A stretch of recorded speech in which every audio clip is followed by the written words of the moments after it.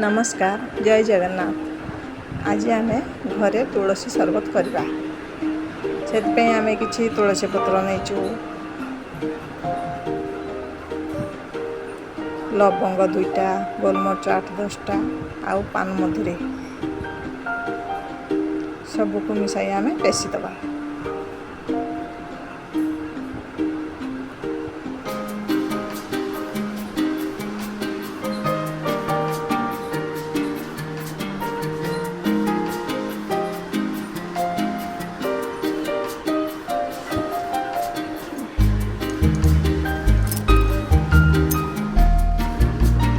से आम मिश्री भी देदबा।